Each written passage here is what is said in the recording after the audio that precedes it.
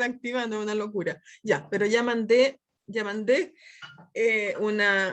un mensaje a quienes se encargan de esto, ¿ya? Entonces ustedes, como comentaba, pueden darse cuenta que en la medida que las condiciones ambientales se hacen más drásticas y hay presencia de lluvia y de viento, las temperaturas críticas menores son más altas, ¿ya? Es decir, el animal es capaz de resistir menos y por lo tanto su temperatura crítica se hace superior. Sin embargo, si el aire es calmado, la temperatura crítica es menor.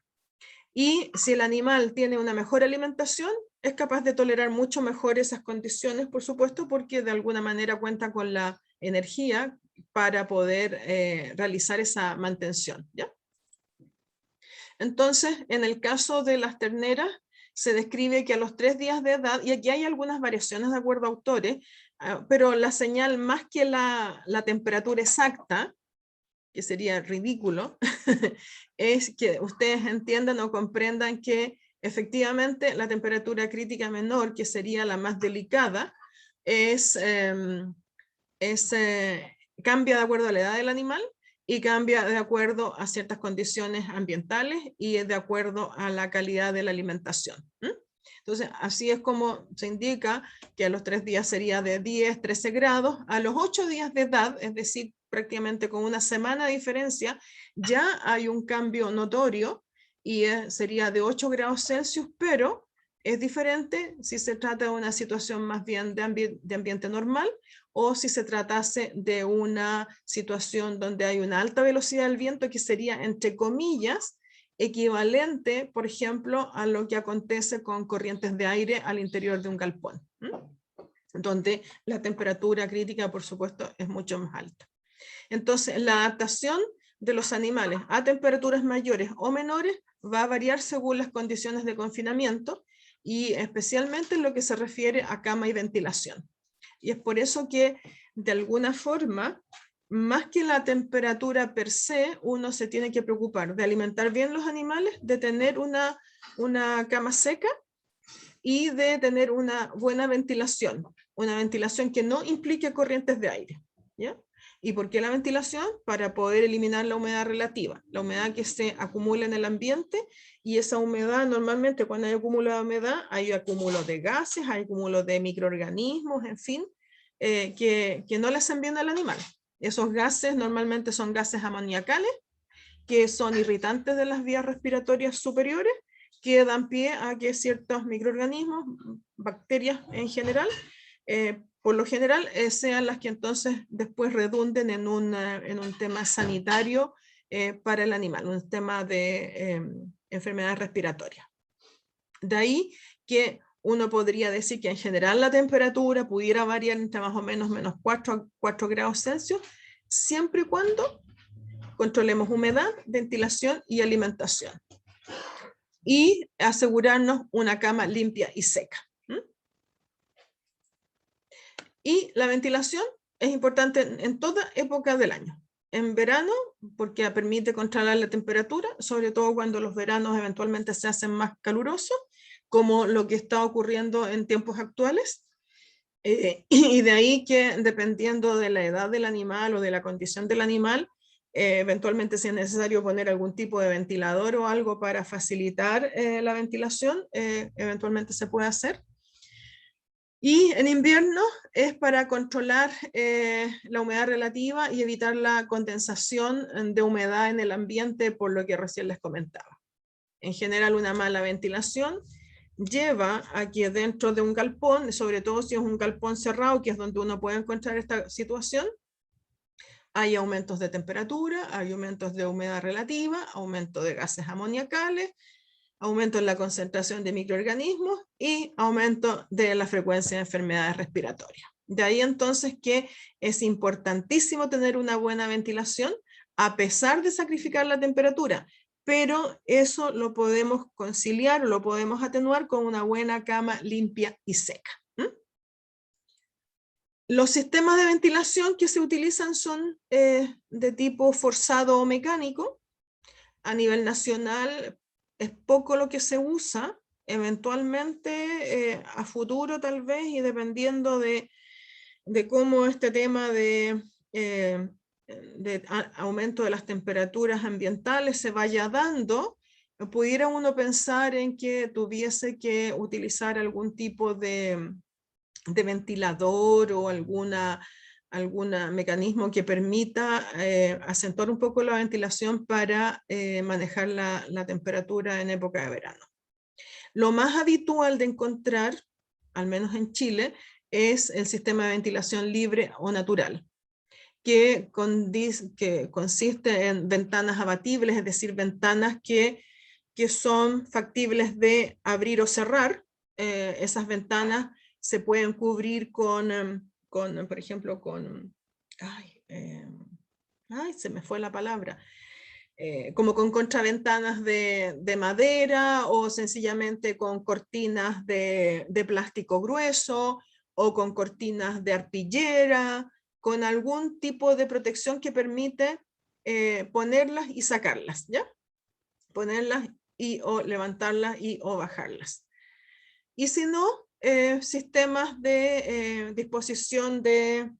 con disposición de ventanas en la parte superior de los muros, y es ahí donde las aperturas de estas ventanas debieran de tener ciertas características para prevenir que la ventilación que ingresa al galpón pase a través de las terneras y las enfríe, y en ese caso la ventilación se convertiría en corriente de aire. Es así entonces que la abertura, acá este es un súper dibujo de mi creación, esto créanlo, es una ternera marciana porque es verde. La abertura debiera estar a más de 1 metro por sobre los animales, es decir, si tomo el lomo, la cabeza aquí del animal, la distancia de la parte superior del animal a donde está la apertura inferior de la ventana debiera de ser de más de 1 metro. Y respecto del alero, no menos de 30 centímetros bajo el alero. ¿Para qué? Para que por la ventana entra aire, el aire baja, pasa, y después sube y sale. Si esta ventana estuviera más abajo, ¿ya? Menos de 1 metro, el aire entraría y pasaría a través del animal y saldría. Y en ese caso el aire estaría pasando a través del animal y estaría quitándole calor. Eso se convertiría entonces en una corriente de aire. Y la velocidad del aire o del viento no debiera ser mayor a 0,25 metros por segundo. Uno podría medirlo con un sistema de medición, pero la lógica es al final pararse en un galpón y ponerse a la altura de las terneras y ver si hay una corriente de aire. Ernesto, dime. Profe, consulta, la orientación de la ventana abatible, bueno, además de que la superficie al final a abarcar va a ser la que dijo por superficie de luz que se necesita en ventana, ¿cuánto debe ser en qué orientación se pone la ventana? ¿Cómo se prefiere que vaya en dirección al viento natural del lugar que se está actuando, o se prefiere que sea perpendicular a la orientación del viento? Bueno, ahí es donde la lógica y el buen criterio son los que priman, y uno tiene que tener en consideración eso. En general, cuando estamos en el hemisferio sur, se prefiere que las aperturas estén hacia el lado norte. Y eventualmente los galpones pueden tener orientación, por ejemplo, y lo ideal tal vez una orientación este-oeste, para que el sol cuando sale desde el este y avance por el norte hacia el oeste, y eso le entrega luminosidad al animal, y porque los vientos preponderantes en Chile son vientos sur, y viento norte solo cuando hay tormenta o mal tiempo. No sé cuántos sureños hay aquí, que es la gente más habituada a esas cosas o a esa exposición ambiental. Cuando uno va al sur, bueno, yo estoy habituada a ir al sur por trabajo, por vacaciones, por distintas cosas, entonces uno cuando está en el sur y hay viento sur dice, muy bien, es un viento favorable, es un viento bueno, es de buen clima, pero es el viento preponderante. Entonces yo no tendría una apertura sur porque los animales estarían permanentemente expuestos al viento sur.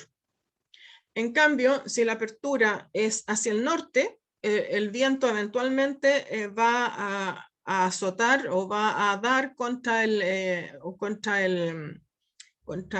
galpón o la construcción, en fin, desde el norte, pero eso son las menos veces. Y si tengo, por ejemplo, ventanas abatibles o tengo cortinas abatibles, cuando hay esas circunstancias las puedo bajar. Entonces, esa es una muy buena orientación. Entonces, cuando uno está en un lugar, uno debiera de hacer una suerte de revisión de chequeo de cuáles son los vientos preponderantes, cuál es la dirección en que chocan.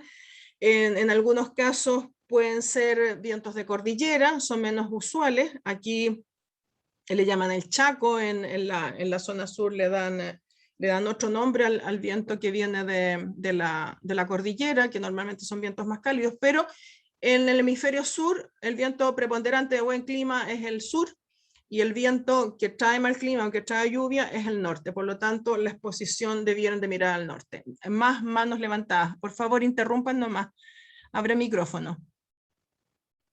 Profe, usted mencionó que hay una o sea, hay una velocidad máxima del viento y para eso se utilizan algunas estructuras como que hagan que el viento choque para disminuir su velocidad, A ver, o no no, sería no, no, tiene no. Bueno, sentido. claro, uno debiera de esperar que la ventilación o la velocidad del aire al interior del galpón no sea mayor a la que se describe aquí, 0,25 metros por segundo, que puede ser medido eventualmente con un anemómetro, que es un aparatito, así como mides temperatura, puedes medir la velocidad del viento.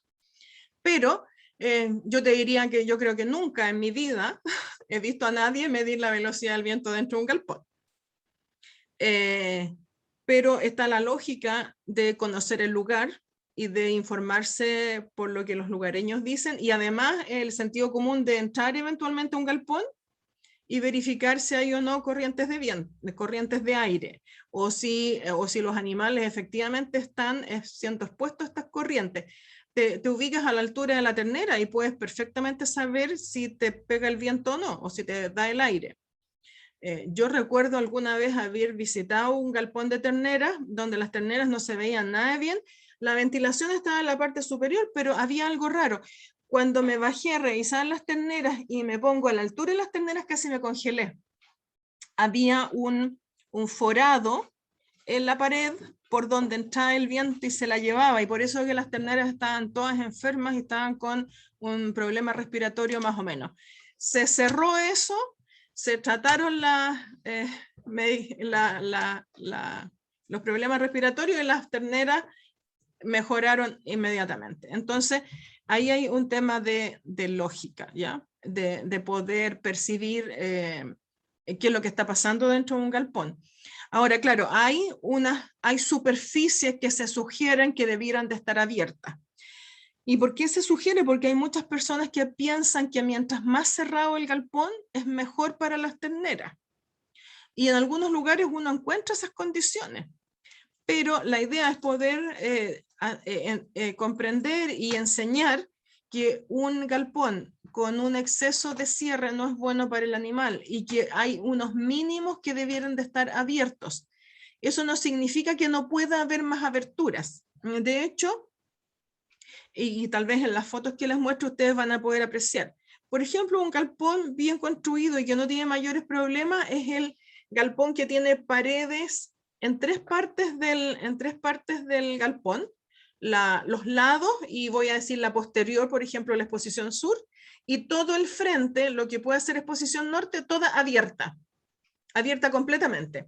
Eso permite luminosidad, permite ventilación sin que hayan corrientes, y que si eventualmente las temperaturas caen mucho, o si hay precipitación, o si hay o periodos de mucho frío, por ejemplo en invierno cuando hay épocas de helada en la noche, se bajan las cortinas de plástico, de arpillera, o se ponen las protecciones de madera para evitar que los animales se enfríen, que entre la humedad, y en la mañana esas cosas se levantan.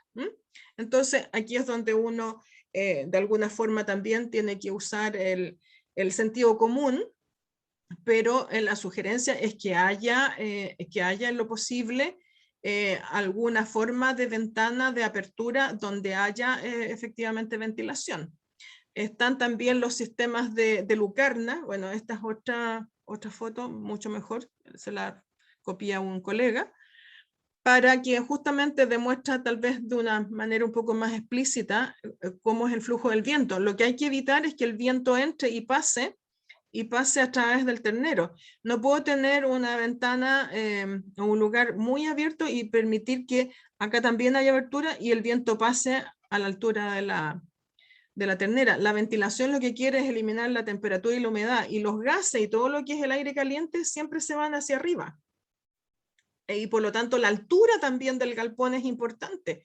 Hay gente que hace unos galpones que uno apenas entra y tiene que andar pegándose en el techo. Eso no es bueno porque hace que el espacio hacia donde sube, por así decirlo, estos gases, esta humedad relativa y este calentamiento del aire, suba poco y esté también, como quien dice, chocando con uno y agobiando al animal que está dentro del galpón. No sé si me logran entender.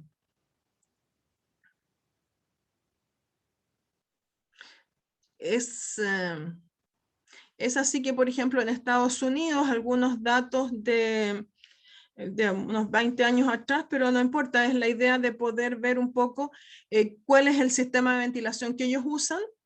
Bueno, Estados Unidos tiene un clima bastante variado también. En la zona sur, en verano es más bien tropical, con algunas características de alta temperatura y alta humedad relativa, pero en la zona norte, donde hay gran parte de las lecherías, son zonas de bajas temperaturas, con nieve permanente durante todo el invierno, en fin. Y, por ejemplo, para la crianza, para terneras en dieta líquida, lo que más se utiliza es la ventilación natural, igual que acá en Chile. Pero dependiendo de los sectores, uno puede encontrar también ventilación mecánica, eventualmente uso de ventiladores, de calefactores. Piensen que, claro, que pueden haber zonas de Estados Unidos que tienen nieve y están con fácilmente 15, casi 20 grados bajo cero de manera permanente. Obviamente esa es una temperatura que a una ternera no le viene bien y tienen que tener confinamientos cerrados, y en esos casos probablemente necesiten tener un calefactor o algo que provea temperatura, porque si no las terneras no podrían sobrevivir, por así decirlo, estarían criadas de una manera bastante crítica. Pero las opciones de uso de ventilación son diversas en otros países. En Chile lo que más uno encuentra son ventanas, cortinas de plástico, de arpillera. Lo importante desde el punto de vista de la alimentación, perdón, de la ventilación en el alojamiento de las terneras se refleja justamente en temas sanitarios de las terneras, y es aquí donde también el mismo trabajo revisó, por ejemplo, la ventilación en las terneras en su fase de alimentación líquida, es decir, predestete, donde ventilación MP es muy pobre, P una ventilación pobre, A adecuada y S superior, es decir, excelente. Y el número de granjas que tenían este tipo de ventilación, esto fue una suerte de encuesta, de monitoreo de qué es lo que pasaba con las granjas. Del total de granjas, la gran mayoría tenía ventilación adecuada y un número importante también ventilación muy buena. Pero también habían granjas que tenían ventilación pobre y muy pobre. Y ustedes pueden apreciar que aquellas granjas con ventilación muy pobre eran las que tenían la mortalidad del nacimiento a un año muchísimo más alta. Y eso de alguna manera también se repite si vemos, por ejemplo, ventilación en el alojamiento de las terneras ya destetadas. También mortalidad es más alta. Eso da cuenta de que la ventilación afecta el estado sanitario de los animales y por lo tanto uno debe de ventilar adecuadamente, pero tampoco sobreventilar, ¿ya? Ni lo uno ni lo otro. Cualquiera de las dos cosas es mala. Bien, respecto entonces de construcciones e instalaciones, bueno, existe una gran diversidad de construcciones, tanto en diseños, en materiales y en grado de protección. Yo diría que en general uno podría decir que existen tantos tipos de ternereras o de galpones de crianza como productores existen.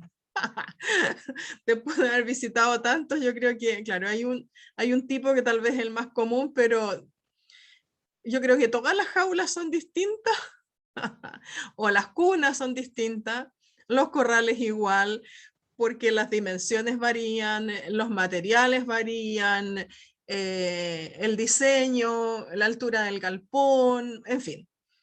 Pero ahí es donde uno tiene que usar el sentido común, el criterio y los conocimientos relacionados con para poder saber si las cosas se están haciendo bien o no, ¿ya? Más que amarrarse a ciertas dimensiones, a ciertos parámetros que se dan como referencia, al menos tal vez como un mínimo para poder hacer una evaluación inicial.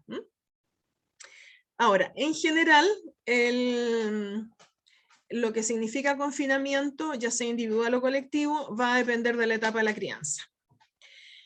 Se prefiere o existe en general una preferencia por un confinamiento individual para las terneras mientras están en la etapa de dieta líquida, pero eso no significa que existan también sistemas de confinamiento colectivo para proveer dieta líquida.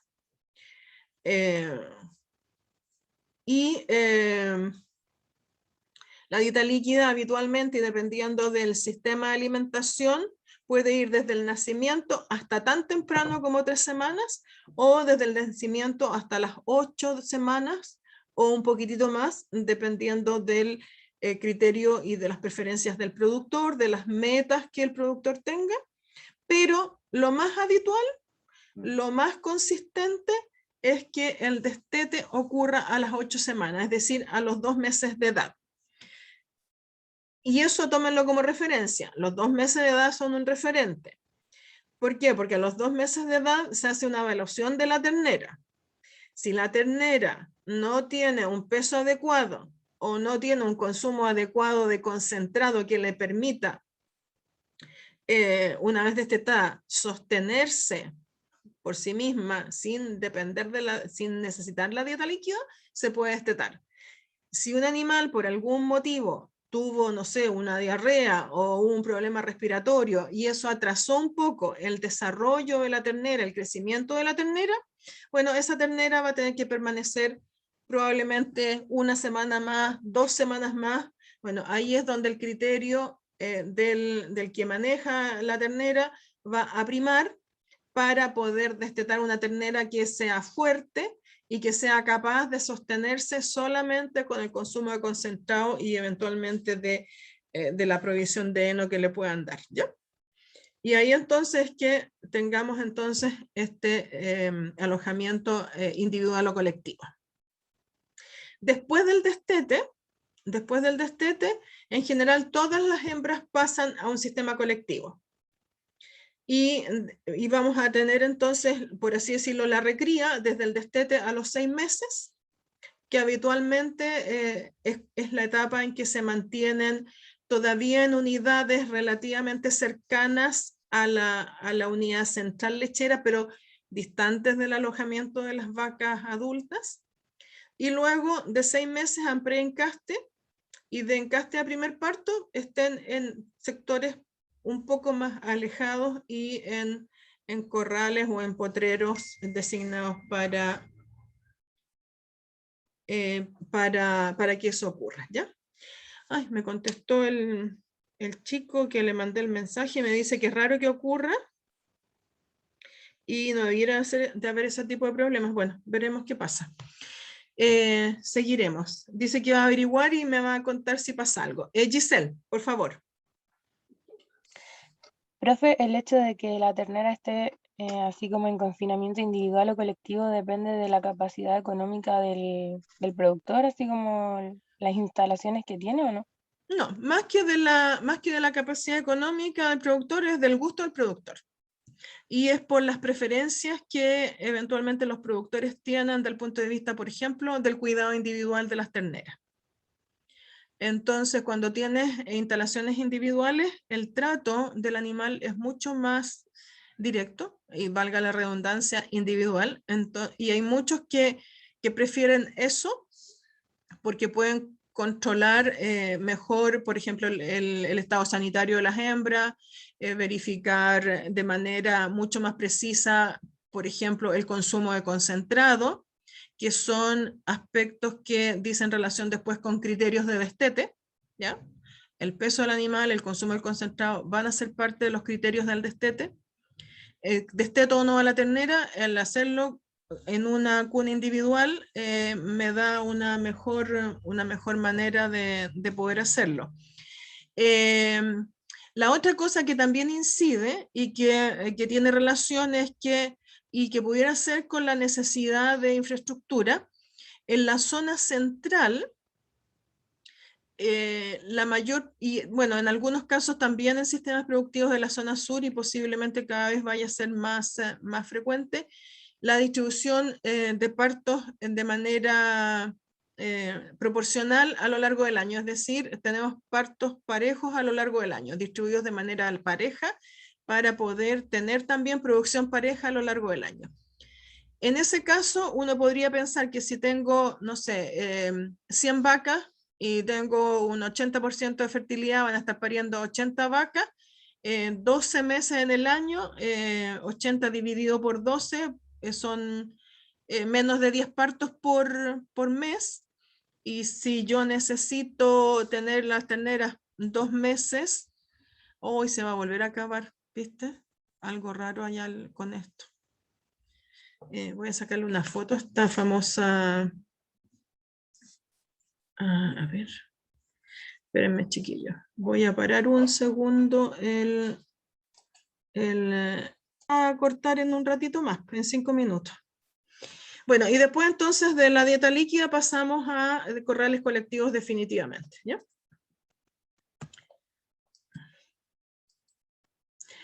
¿Cuántas ternereras individuales tengo que tener? Bueno, se calcula que para un sistema de parición parejo a lo largo del año, debiera tener el equivalente al 10% del número de vacas. Es decir, si las vacas masa, todas las vacas totales, vacas adultas, hembras que ya han parido, son 100, yo debo tener al menos 10 cunas. Si son 120, debo tener 12 cunas, y así, 10%. Y se utilizan habitualmente para el periodo de dieta líquida, ello permite evaluar el consumo de dieta sólida, que es muy importante porque se usa como criterio de destete. También se evita la succión entre las terneras. Las terneras tienden a chuparse entre ellas o a chupar a los estudiantes de veterinaria cuando las van a visitar. Y la succión entre terneras puede tener alguna repercusión sanitaria, desde el punto de vista de que se pueden hacer daño, y también previene la transmisión de enfermedades de ectoparásitos y posibilita en particular una muchísimo mejor atención individual. Ese es el beneficio de usar ternereras individuales, que pueden ser de distinta naturaleza. Y aquí, para efectos prácticos, algunas de las modalidades: están las cunas, están los cubículos, están las casetas, están las estacas, en fin, distintas modalidades de sistemas individuales de alojamiento, con algunas de las dimensiones. Las cunas en general más bien tienen 4 paredes, los cubículos tendrían 3 paredes con un frente, con un frente donde se disponen los baldes, los comederos, y habitualmente el cubículo se diseña como un cubículo con elevación, con un piso ranurado. Otros dicen que son cunas con piso elevado. En fin, las maneras en cómo se enfrenta la situación y los nombres que les dan son diversos, pero al final son unidades individuales que pueden tener distintas dimensiones, que pueden estar a ras de piso o en piso elevado. Y también están las casetas con ocinaria de ejercicio. Ya vamos a ver algunas fotos que tengo ahí dispuestas para referirme a ello. O también están las estacas. Una estaca, un fierro con una dimensión tal, un tamaño de entre 80 centímetros o metro de alto, donde hay algunos soportes para poner los baldes de leche, el concentrado y el agua. Y que dependiendo del lugar donde uno esté físicamente o geográficamente, el uso de una u otra opción es permitida, ¿ya? Estas son, por ejemplo, las típicas casetas que usan los gringos, los estadounidenses, que son unas casetas de fibra de vidrio, que les ponen una reja por delante para darle, por así decirlo, un patio de esparcimiento. Y aquí podemos ver entonces en la parte derecha de la diapositiva, tanto arriba como abajo, casetas de este material de fibra de vidrio que las disponen a lo largo de por ejemplo, en este caso, de una zona pavimentada, y todas las terneras tienen entonces un área de recreación por delante y son sistemas individuales de confinamiento, de alojamiento, y que están al aire libre, y que lo único que tienen son una puertecita, como se ve acá, una abertura, donde la hembra entra y sale para alojarse adentro, para dormir, para estar protegida. Y pueden haber casetas un poco más rústicas, Chilean style, estilo chileno, que de diversa naturaleza y de diversos materiales.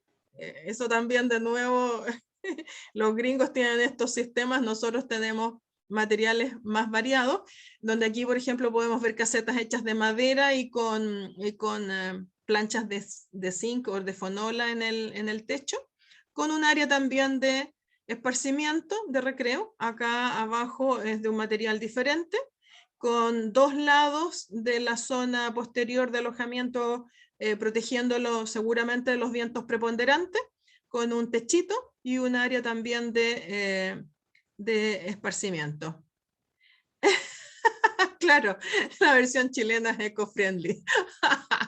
Después tenemos, antes que se nos acabe, acá otras versiones de casetas hechas en madera, casetas bastante más rústicas, y casetas con otra forma también de estas de material de plástico. Acá abajo otra caseta distinta, y ojo, con una protección para proteger el alimento, para proteger el concentrado y el agua,